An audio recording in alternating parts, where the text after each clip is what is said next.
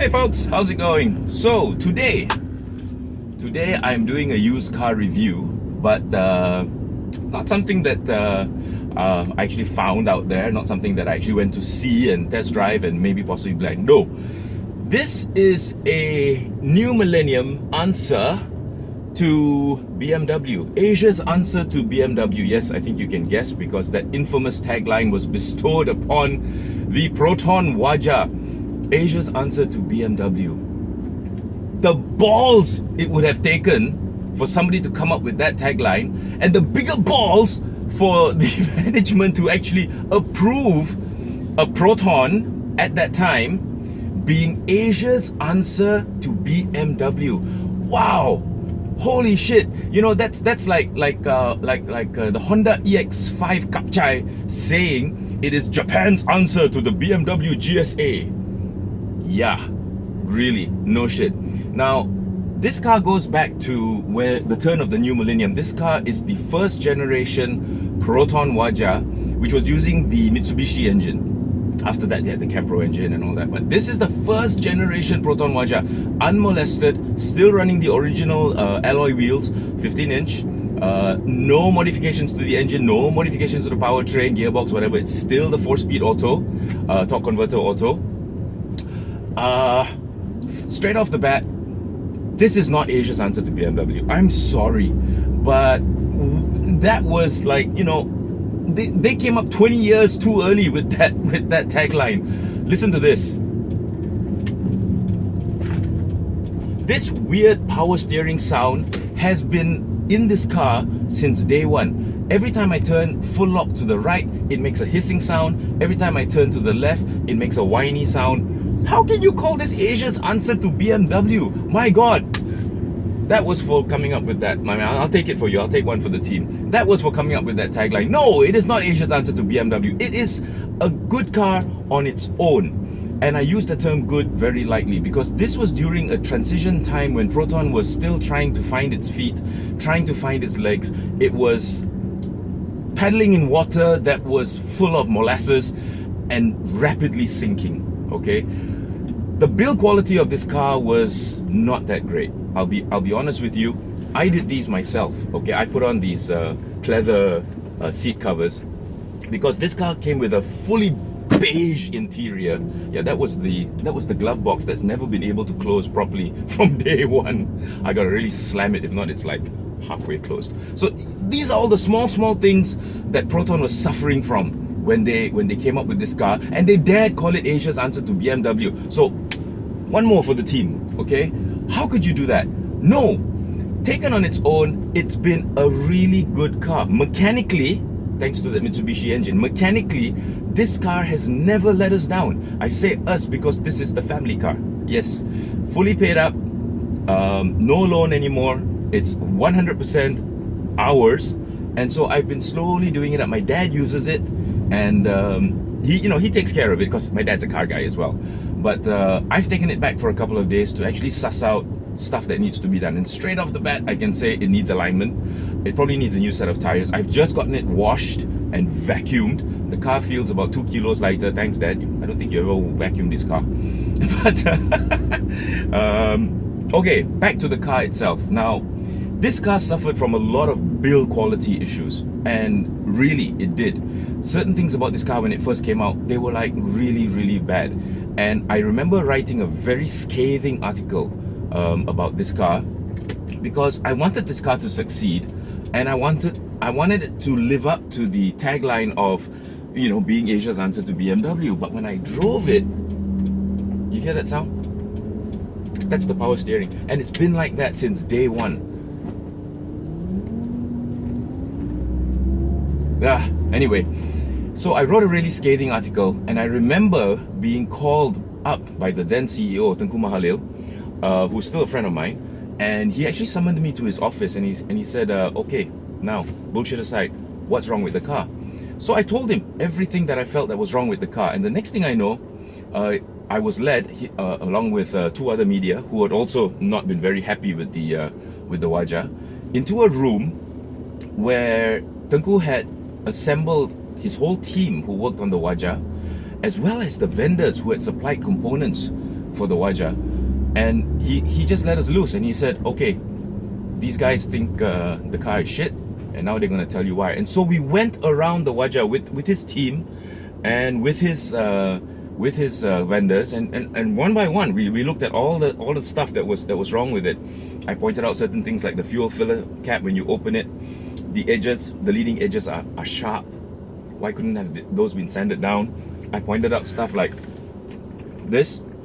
When you lift the headrest, there are no plastic holders at the sides or where the rungs go down to actually keep the things in place. Instead, it starts to fray. I mentioned this, the instrument cluster dome, as you can. I'll just show it to you.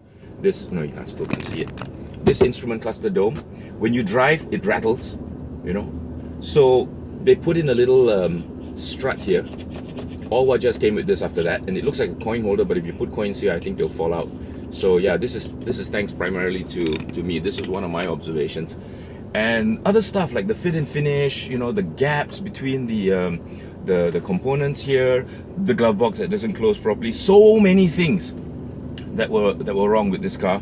But and they improved it slowly but surely. Now, one thing good about this car is still the engine. It's still a very nice, strong, free revving 1.6 engine, and mated to a very nice gearbox. So performance-wise, ride and handling-wise, and don't forget, Proton owned Lotus, ride and handling-wise, the Waja was amazing, okay? Very good ride and handling, very good powertrain, very nice gearbox, sweet 16-valve 1.6 engine, lovely. But everything else around it, the stuff that actually made the car livable, the living room, this interior space, everything else about it was coming up wanting, really. I mean, look at it, this car is how old, and it's still soaking up those yellow rumble strips really well.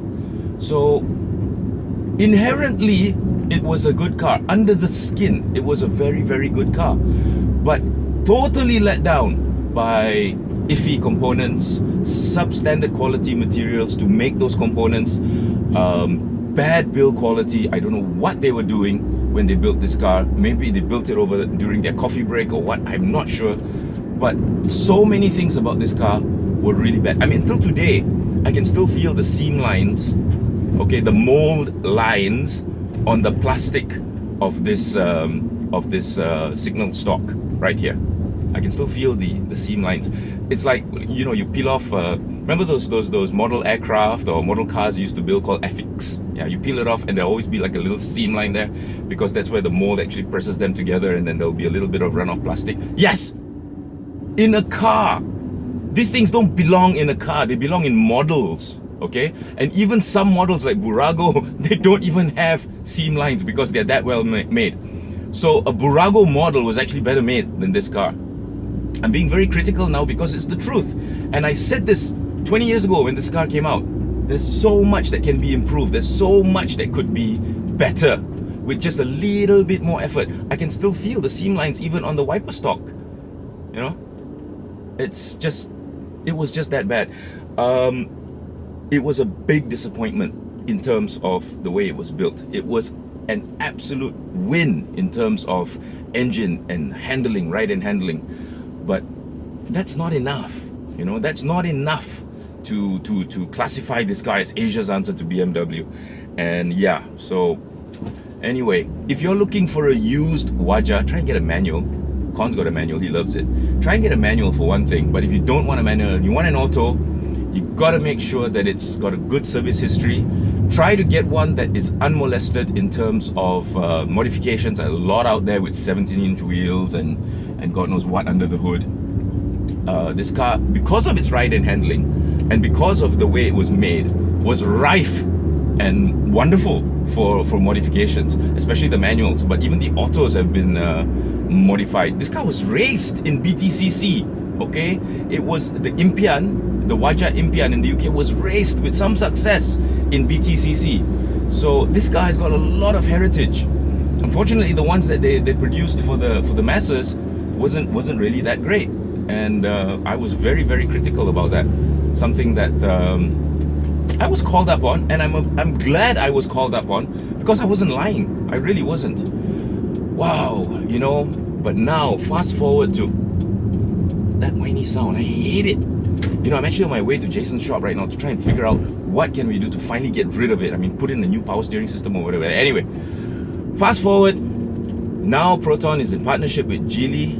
They've come up with the X70. That's their first car. It is miles ahead in terms of build quality, in terms of ride and handling, in terms of, sorry, no, this car had good ride and handling. In terms of build quality, that was one of the main problems. Build quality and the component quality that was used in this car were the main problems of the earlier Protons. But that seems to have been handled because the X70 is a fantastic car. I love it. I absolutely do. You want to call that Asia's answer to the Hyundai Santa Fe? Yeah, maybe. Why not? Sorry. Hyundai is from Asia. Anyway, you know what I mean. So, okay, used car review. Definitely worth checking out. They're not that expensive now. I think they're sub 20s. Some even less. Try and get one that's unmolested. Try and get one that's not been modified. And it's still a good car. It really is. If you can live with this kind of build quality. If you can't, then maybe look for something else. But you know, all said and done, this car has served us really well, and yeah, I like it. I remember it came up with there were two different variants you could get. You could get one with dual airbags like this, or you could get one with ABS. So is it better to avoid an accident or survive an accident? So we chose the one where you could survive an accident. Anyway, wonderful talking to you all again. Stay tuned, lots more to come. I'll show you what I mean right now about the build quality. You see these gaps? You see this? You see the seam lines? Can you see the seam lines? Oh, they're really gross. Really, really gross. I fitted these in myself to just give a little bit more. These are just bits and pieces of stuff that you can buy. Give it to break up the monotony because it was black under here. This is the. Let's see. And then when you close it, well, now it's behaving itself because it's on camera, but it's always getting stuck. Usually when you close it, you see? What bullshit is that? Come on. So, but you know what? By and large, this car has served us well. That engine has never made a fuss. You know, of course, like periodic maintenance and preventive maintenance, it all helps. It's got 171,142 kilometers on it, so always get it. This car, really. Oh, there's Jason. Jason's got his own shop now. Very cool. Yep. So yeah, I put these seat covers myself, and I was quite happy with that. So, anyway, until the next one, you guys take care. I'll see you all soon. Bye.